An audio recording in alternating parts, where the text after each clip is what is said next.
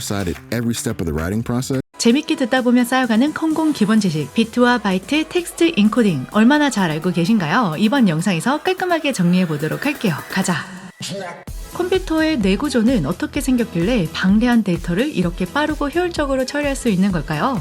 사실 컴퓨터가 이해할 수 있는 최소의 정보 단위는 0과 1이라는 사실 알고 계신가요? 컴퓨터는 이처럼 0과 1의 조합으로 이루어진 정보들을 처리할 수 있는데요. 컴퓨터가 처리할 수 있는 가장 작은 단위의 정보를 나타내는 것이 비트입니다. 비트는 0 또는 1이라는 정보를 담을 수 있는데요. 신호가 없고 있고 불이 꺼지고 켜지고 0과 1 이런 정보들만 기본적으로 처리할 수 있죠. 우리 사람은 10개의 손가락을 이용해서 숫자 1부터 10까지 10진수를 다룰 수 있지만 컴퓨터는 신호가 없고 있고 딱 두 가지로만 다룰 수 있습니다. 그리고 이런 이진수들이 모여서 조금 더 큰 범위의 데이터를 담을 수가 있죠.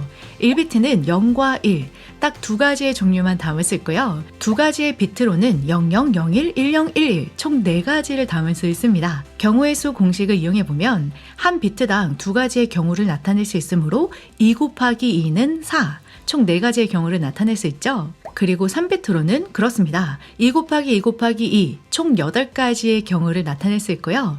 8비트로는 총 256개의 다른 정보를 나타낼 수가 있어요. 프로그래밍에서 또는 컴퓨터에서 데이터를 처리할 때 가장 기본적인 단위를 1바이트로 얘기를 많이 하는데요. 1바이트는 8비트로 구성이 되어져 있기 때문에 256가지의 다른 정보들을 담을 수가 있어요. 숫자로 친다면 256가지의 다른 숫자를 담을 수 있으므로 숫자 0부터 시작한다면 255가지의 숫자를 나타낼 수가 있겠죠? 우리 사람에게 익숙한 숫자 29를 이진수로 나타내려면 간단합니다. 2로 나누어지지 않을 때까지 계속해서 2로 나누면 됩니다. 29를 2로 나누면 14라는 목이 생기고 나머지 값은 1이 되죠. 그리고 이 14를 다시 2로 나누게 되면 7이라는 몫이 발생하고 나머지는 0입니다. 7을 다시 2로 나누면 3이라는 몫이 발생하고 나머지가 1이 생기죠. 3을 다시 2로 나누면 1이라는 몫이 생기고 나머지 값 1이 발생하게 되죠. 1은 더 이상 2로 나누어지지 않으므로 여기까지 발생한 모든 나머지 값을 연결하게 되면 이진수로 변환이 가능하고요. 다시 이진수를 10진수로 변환하고 싶다면 나누기 했던 것과 반대로 이제 2의 0승, 2의 1승 각각의 비트의 위치를 2의 0승, 2의 1승 이렇게 숫자를 증가하면서 곱한 다음에 곱한 결과값을 모두 더하면 10진수로 만들 수 있어요. 아, 그렇군요. 우리가 말하는 숫자는 이렇게 이진수로 변환이 되는데 그렇다면 문자는요? 네, 예를 들어 알파벳 A는 이런 식으로 표기가 되고요. 알파벳 N은 이런 식으로 표기가 됩니다.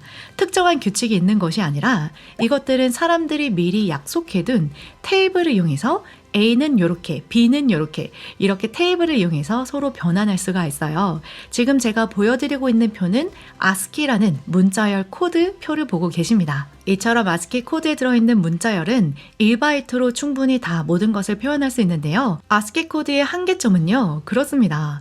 이 세상에는 정말 다양한 다국어 언어와 문자열들이 많은데 ASCII 코드에는 그런 모든 문자열이 들어있지 않아요. 한국어도 여기에 들어있지 않고요. 우리 지구상에서 만날 수 있는 다양한 문자열을 포함하는 것이 바로 유니코드입니다. 유니코드에 들어있는 문자열은 1바이트에 다 담을 수 없기 때문에 2바이트 또는 그 이상의 바이트를 이용해서 전체적인 문자열을 나타낼 수가 있어요. 지금 보고 계시는 표가 바로 유니코드입니다. 유니코드 테이블을 보시면요. ASCII 코드에 있던 문자열뿐만 아니라 정말 다양한 다국어의 언어들의 문자열도 포함하고 있고요. 우리가 사용하는 심볼과 이모지 같은 아이들도 포함이 되어져 있고 당연히 한글도 유니코드에 들어 있습니다. 한글을 유니코드로 변환하는 알고리즘은요. 여기에 명시되어져 있는데요. 이처럼 유니코드는 다양한 문자열들을 가지고 있어요. 여기까지 내용을 빠르게 정리해보면 컴퓨터는 0과 1, 이 두 가지의 종류 중 하나만 담을 수 있는 비트라는 가장 최소의 단위를 가지고 있고 이 비트를 여러 개 묶어서 더 많은 데이터를 저장할 수 있습니다.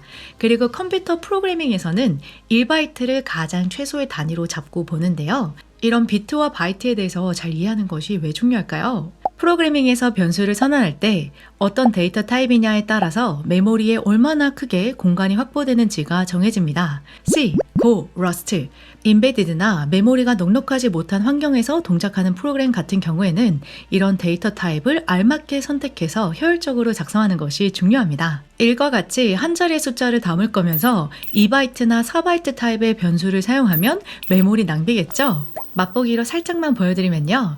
C 언어 같은 경우는 운영체제에 따라서 사이즈가 살짝 변동될 수 있지만 보통 char 타입 같은 경우는 1바이트로 측정이 되고요. unsigned라는 양수만 다룬다면 0부터 255까지, signed라는 음수부터 양수까지 다루는 범위라면 마이너스 127부터 양수 127까지를 나타낼 수가 있어요. short는 2바이트로 측정이 되고요. unsigned의 경우라면 0부터 65,535까지 표현이 될 수 있고요. int는 4바이트, long은 8바이트로 표현이 됩니다. 프로그래밍 언어 Go에서는요. signed int 8비트부터 시작해서 unsigned int 8비트, int 16비트 등 다양한 타입들이 존재하고요. 동일하게 러스트에서도요. int 8비트부터 시작해서 128까지 다양한 종류의 데이터 타입이 있는 걸 확인할 수 있고요. 자바스크립트에서는 넘버 하나만 있는 걸 볼 수 있습니다. 이렇게 프로그래밍 언어도 제각기 어디에 쓰이느냐에 따라서 다양한 데이터 타입이 세분화적으로 나눠져 있는 걸 볼 수가 있죠. 자, 이제는 1바이트 이상 우리가 영상을 주고받을 때 쓰는 사이즈에 대해서 한번 알아볼까요? 1바이트에 1024를 곱한 게 1kB이고요. 1kB에 1024를 곱한 게 메가바이트, 동일하게 1024를 곱하면 기가바이트가 되고요. 1GB에 1024를 곱하면 테라바이트가 됩니다. 이렇게 이진수 단위로 곱해진 사이즈는 운영체제에서 우리가 사이즈를 확인할 때 주로 볼 수가 있고요.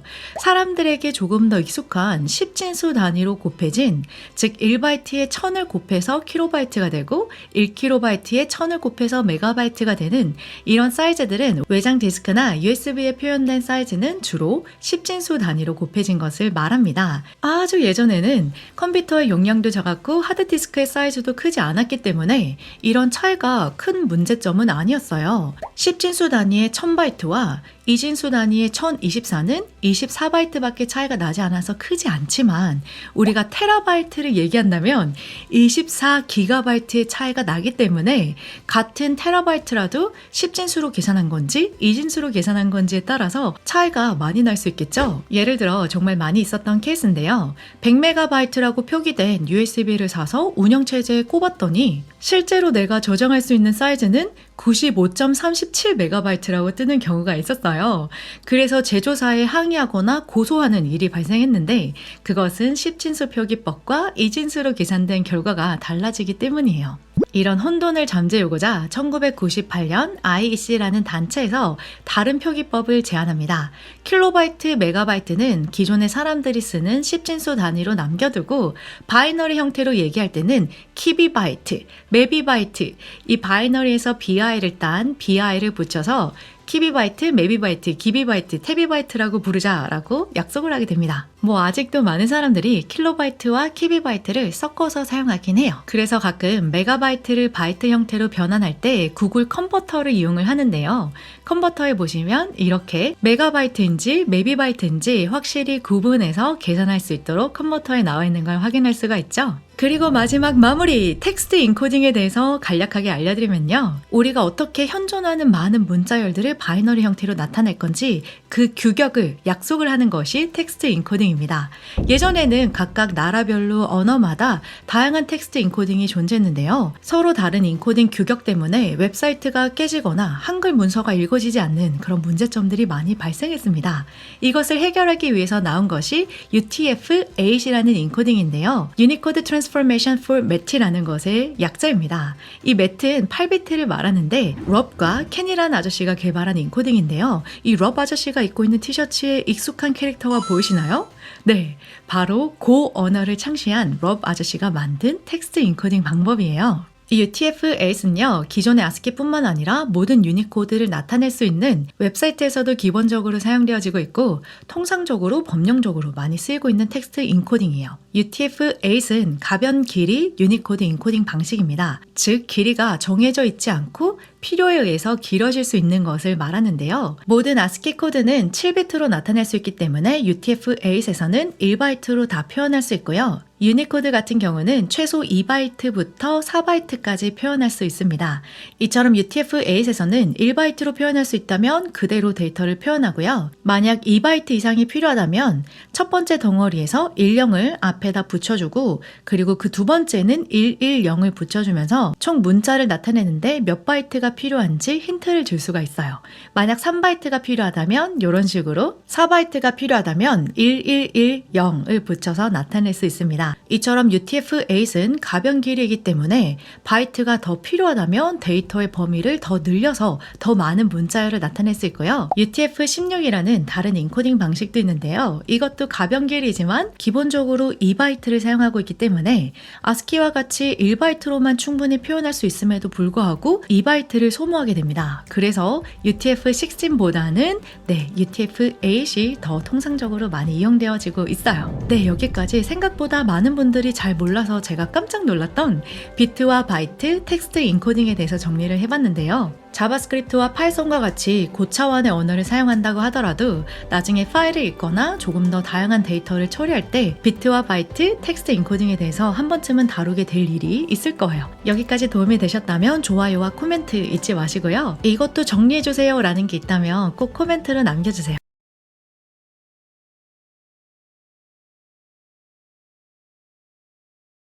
코딩 공부하는 법 검색하시는 분들이 너무 많아서 준비했어요. 많은 분들이 들어주셨으면 하는 바람에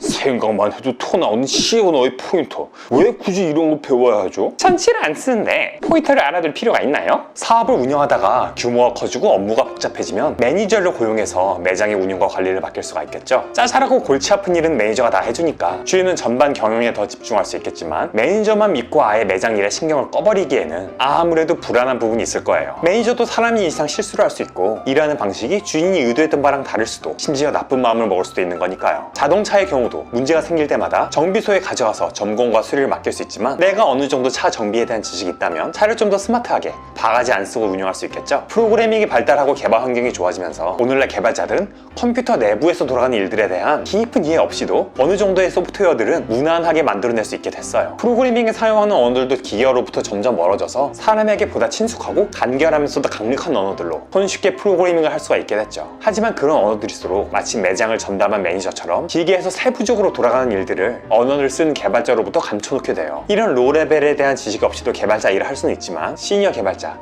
특히 높은 연봉을 받는 고급 개발자로 성장하는 건 컴퓨터에 대한 이 세부 지식 없이는 불가능해요. 이를테면 메모리가 어떻게 운용되는가 하는 것 말이죠. 때문에 찬반 의견이 있지만 개발자라면 C나 C++ 같은 언매니지드 언어를 하나쯤 다룰 줄 알아야 한다고 주장하시는 분들도 있어요. 메모리 관리를 garbage collector 같은 매니저가 아닌 사용자가 직접 해줘야 하는 언어들 말이죠. 이에 사용되는 수단 중 하나가 포인터예요. 포인터는 내가 컴퓨터의 메모리에 보다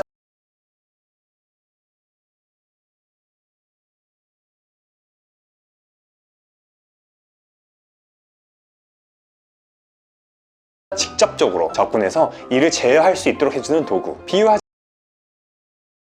제어할 수 있도록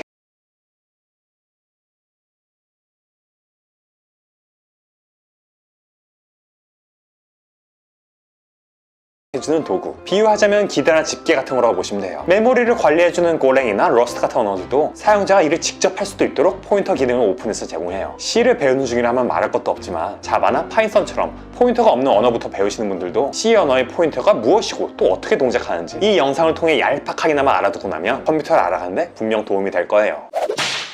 바로 코드로 들어보죠. 문자 변수 language, 정수 변수 this year, 그리고 더블 변수 파일을 지정하고 값을 입력했어요. 이렇게 변수에 입력된 값들은 메모리 어딘가에 저장돼요. 이 영상에서 메모리를 요리 재료와 도구들을 얻는 조리도로 비유했죠. 이렇게 한정된 공간 안에서 변수나 함수들의 값들이 필요에 따라 올려놓아지고 다 쓰이면 치워지고 하면서 프로그램이 돌아가게 돼요. 그런데 프로그램을 짜다 보면 어느 변수에 지정할 값을 다른 여러 곳에서 써야 할 때가 있어요. 팀 프로젝트를 하는데 철수가 팀이 같이 쓰는 책에서 찾아놓은 내용을 팀원인 영희랑 돌주이도 필요해서 알려줘야 할 때 이거 일일이 베껴 적어서 보내주는 건 종이 낭비겠죠? 그 내용이 있는 페이지 번호만 알려주면 되잖아요. C에서 어느 함수에 변수가 인자로 주어질 때는 그 값이 복사되어서 즉 베껴 적어져서 넘어가게 돼요. 복사가 된다는 건 메모리의 다른 어딘가에 그 크기만큼을 중복된 값이 차지한다는 거겠죠? 그렇게 메모리를 낭비하지 않고 페이지 번호만 적어서 보내줄 수 있도록 하는 게 포인터예요. 이 메모리의 모든 칸에는 각각의 주소가 있어요. C 수업을 들으셨다면 포인터가 이 주소값, 즉 메모리상 변수의 위치를 가리킨다는 걸 배우셨을 거예요. P0이란 포인터 함수로 하여금 랭귀지의 위치를 가리키게 하는 코드 형식이에요. 이렇게 출력하면 랭귀지의 값인 C가 나오는 걸 볼 수가 있죠. 그런데 위치를 가리킨다는 말은 충분하지 않아요. 시작하는 페이지와 줄을 줬으면 어디서 끝나는지도 알아야죠. 변수에 쓰이는 메모리는 어떤 자료형이냐에 따라 크기가 달라요. 정수는 1이든 100이든 1000만 자릿수든 4바이트, 즉 32비트를 차지하죠. 값이랑은 상관이 없어요. 반면 더블은 0.1이라는 값에도 8바이트를 차지해요. 컴퓨터의 데이터는 수많은 0과 1, 즉 on과 off로 이루어져 있어요. 메모리의 칸 하나하나가 on 또는 off가 되어 이진수를 만들죠. C에는 없지만 true and false를 나타내는 참 거짓 자료형은 실제로는 기계마다 다르지만 이론적으로는 칸 하나, 즉 1비트면 충분하겠죠? on, off, 홀짝이니까요. 요일이라는 자료형이 있다고 쳐요. 1, 월, 화, 수, 목, 금, 토 7가지 합식겠죠? 2에 3승이 8이니까 칸 3개면 충분히 나타낼 수 있네요. 칸 3개의 조합으로 어떤 요일인지를 나타내기 때문에 월요일이든 목요일이든 요일 변수는 3비트를 차지하게 되는 거예요. 포인터를 지정할 때 이렇게 자료형도 굳이 연기하는 건 바로 이 때문이에요. 이 포인터가 가리키는 건 인테저니까 이 주소로부터 4바이트, 즉 32개의 비트들을 읽어내라는 이야기죠. x를 바라보도록 한 p1이 가리키는 값을 출력해보죠. x에 넣은 대로 1이 나오네요. x의 값을 증가시키면 예상대로 2가 나오고요. 그럼 포인터의 값을 증가시키면 어떻게 될까요? 포인터의 정수값을 더하면 자료형의 크기 곱하기 그 값만큼 오른쪽으로 이동하게 돼요. x 다음에 y를 지정했으니까 이렇게 포인터 1을 더해서 오른쪽으로 옮기면 이 y값이 출력되지 않을까요? 왜 그걸 전혀 엉뚱한 값이 나와버렸네요. 우리의 기대와는 달리 변수들은 프로그래머가 지정하는 대로 예측 가능한 곳에 나란히 배열되지 않아요. M1 포인터만 메모리나 우주에서 미화가 되어버렸네요. 포인터야, 진정하고 다시 왼쪽으로 한 발짝. 자, 제자를 찾았죠. 정비사에게 맡길 일을 자동차에 대한 지식 없이 시도했다가 차를 망가뜨릴 수 있는 것처럼 포인터도 정확히 알고 사용하지 않으면 이런 오류가 날 수 있어요. 그럼 값들이 나란히 연속으로 배열되는 때는 언제일까요? 맞아요, 배열을 사용했을 때죠. 배열을 지정하고 포인터 P2가 첫 값을 가리키게 합니다. 출력하면 이렇게 첫 번째 값이 나오고 오른쪽으로 옮길 때마다 이렇게 다음 값이 출력되죠. 5칸 오른쪽으로 옮기면 그 위치의 값이 나오고요. 포인터는 이렇게 배열과 연결되어 사용될 수 있어요. 이렇게 인덱스로 접근하는 것 외에도 배열의 값들에 접근하는 또 다른 방식을 제공해서 상황에 따라 코딩이 더 편리해지도록 해주죠. 포인터의 효용은 여기까지일까요? 아까 얘기한 팀 프로젝트를 생각해보죠. 철수가 찾아놓은 내용을 영희가 검토하는데 뭔가 수정하거나 첨언할 부분이 있어요. 포인터 없이 철수가 베껴 적어준 내용이다 수정하면 이를 영희 혼자서만 볼 수 있겠죠? 이렇게 출력했을 때 영희에게 인재로 주어진 것만 변하고 원본은 그대로인 걸 볼 수가 있어요. 이렇게 포인터로 주어진 페이지로 원본상의 내용을 찾아서 거기다 수정을 해줘야 모든 팀원들이 볼 수 있는 거죠. 변수가 함수에 의해 값이 변경될 수가 있는 거예요. 이처럼 특정 변수나 객체의 값을 그대로 함수에 복사해주는 게 아니라 포인터로 위치만 넘겨주는 걸 reference, 참조에 의한 호출이라고 해요. 사실 C#이나 자바 같은 매니지드 언어에서는 사용자에게 감출 뿐 이 과정이 자동적으로 일어나고 있어요. C에서 이를 직접 프로그래밍 해야 된다는 부분이 성가시지만 그만큼 컴퓨터의 동작에 대해 보다 실감나게 직접 만져보면 배우는 기회가 되겠죠. 포인터의 다른 수많은 효용 중에 하나를 알 수 있는 예제로 링크드 리스트가 있어요. C 링크드 리스트를 구글링하면 나오니까 아무거나 보셔도 돼요. C의 배열은 지정된 자료형에 여러 값을 담을 수 있지만 그 전체 크기가 정해져 있다는 한계가 있어요. 크기가 5인 정수 배열을 만들었는데 프로그램이 돌아가면서 정수가 더 추가될 수도 있고 또 언제 얼마나 더 추가될지 예측할 수가 없어요. M1 로그로 그때그때 동쪽으로 공간을 늘려서 전체를 복사할 수도 있지만 에너지 소모가 크죠. 그렇다고 처음부터 배열 크기를 크게 할당하는 건 역시 메모리 낭비고 불안하기도 해요. 또 다른 문제, 배열에 들어간 값들 사이에 새 값을 끼워 넣어야 할 때가 있어요. 배열에 여유 공간이 있다고 가정하더라도 C 배열에서 이를 수행하기 위해서는 이후의 값들을 끝에서부터 하나하나 오른쪽으로 옮겨야 만들어진 한 칸에 값을 넣을 수가 있겠죠? 코딩하는 개발자도 번거롭고 이걸 다 해야 하는 컴퓨터로서도 에너지 소모가 있을 거예요. 포인터를 사용하는 링크드 리스트로 이 문제를 쉽게 해결할 수가 있어요. C로 시작한 링크드 리스트의 요소는 자신의 값 그리고 다음 요소를 가리키는 next란 포인터를 가진 struct예요. 첫 번째 요소에는 이 값이 들어가고 아직 다음 요소가 없기 때문에 포인터는 null이에요. 다음 값이 새 요소로 생성되면 이전 요소의 next 포인터는 이 새 요소의 주소로 위치를 지정하죠. 아까 말했듯 메모리에 새 값이 저장될 위치는 넥스트란 포인터를 가진 스트럭트예요. 첫 번째 요소에는 이 값이 들어가고 아직 다음 요소가 없기 때문에 포인터는 null이에요. 다음 값이 새 요소로 생성되면 이전 요소의 넥스트 포인터는 이 새 요소의 주소로 위치를 지정하죠. 아까 말했듯 메모리에 새 값이 저장될 위치는 예측할 수 없지만 어디에 저장되든 그 주소를 이전 요소에 전달함으로써 각 요소의 다음 값을 어디에서 찾으면 될지 알 수 있는 거예요. 이렇게 요소들이 추가될 때마다 이전의 마지막 요소들에 새 요소만 연결해주면 되는 거죠. 마치 비상 열람망처럼 시작하는 요소나 그 위치만 알고 있으면 요소들을 하나하나 거쳐서 리스트 전체에 접근할 수 있겠죠. 기똥차지 않나요? 중간에 값을 추가하는 것도 간단해요. 추가할 위치 이전 요소의 넥스트가 새 요소를 바라보도록 변경하고 새 요소는 이전 요소의 넥스트가 바라보던 다음 요소를 넥스트가 가리키도록 하면 되는 거죠. 알겠나요? 코드를 살펴보신 분들은 이걸 좀 더 업그레이드해서 앞으로뿐 아니라 뒤로도 이동할 수 있는 더블리 링크드 리스트, 시작과 끝이 없이 빙빙 순회하는 서큘러 링크드 리스트도 직접 연습 삼아 짜보시면 재밌을 거예요. 자료 구조 배울 때 억지로 하는 것보다는요. 이렇게 원리를 이해하고 나서도 막상 사용하려면 머리 아픈 게 포인터예요. 지식을 넘어서 연습으로 쌓이는 내공이 필요한 영역인 거죠. 포인터로 고생하시는 분들의 건투를 빕니다. 잘못되었거나 부족한 부분은 댓글로 지적 부탁드리고요. 모두들 즐거워하세요.